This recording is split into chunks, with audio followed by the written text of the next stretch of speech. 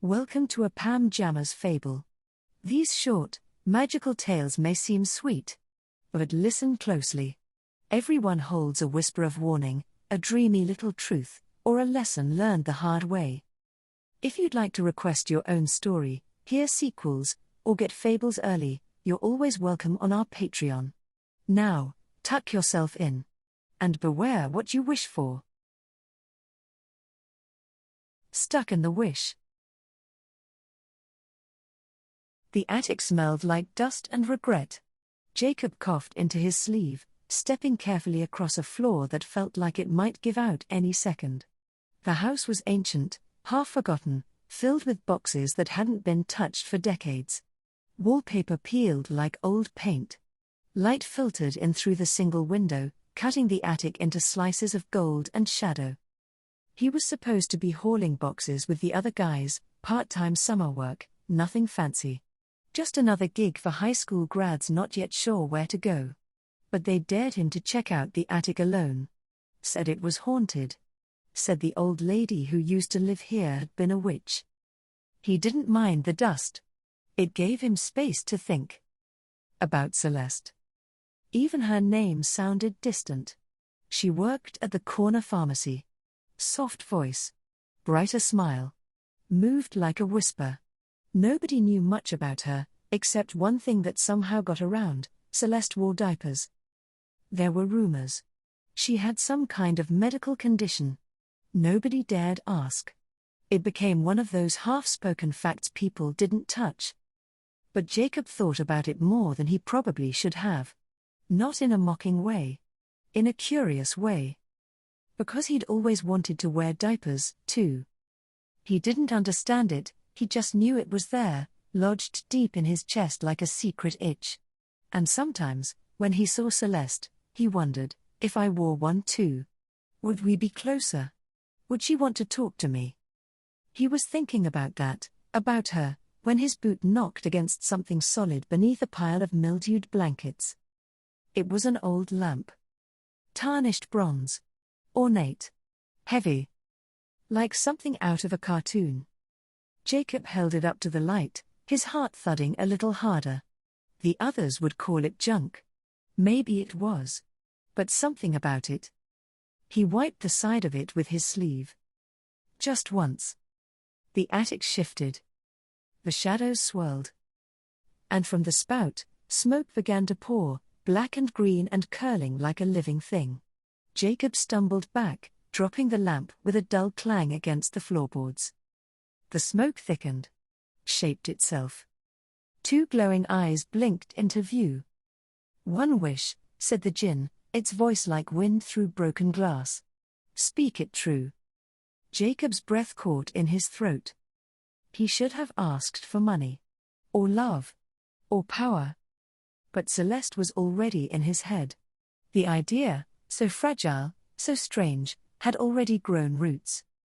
"I wish I was in a diaper. So Celeste and I can be closer." The djinn didn't laugh. It only smiled. Wish granted. Darkness fell. Then came heat.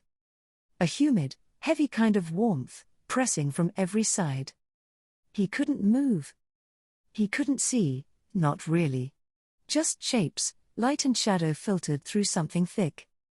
And then, her voice. Muffled, soft. But unmistakable. Celeste. She was humming. Moving. Her footsteps familiar.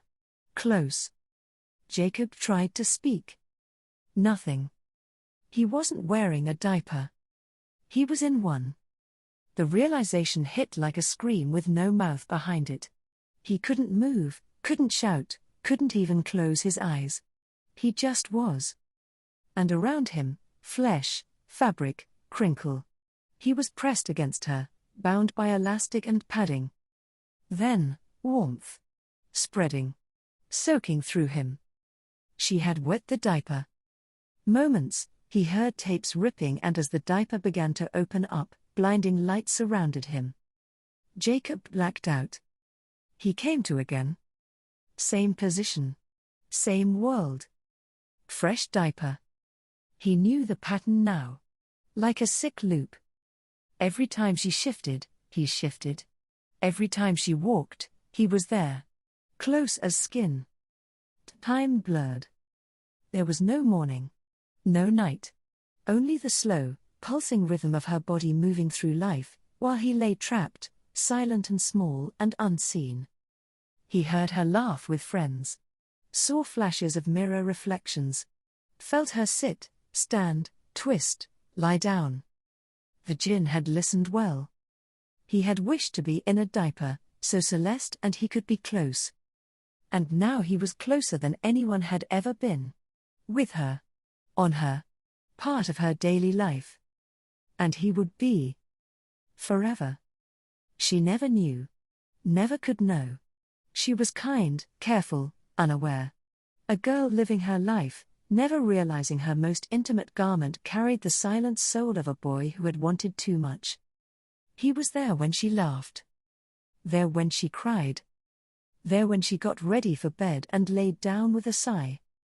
There when the tape sealed up with a gentle crinkle. And every time they did. He remembered the attic.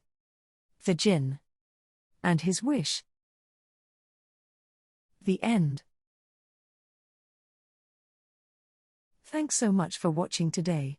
We hope you enjoyed this week's story and found it relatable, enjoyable, or just a little comforting.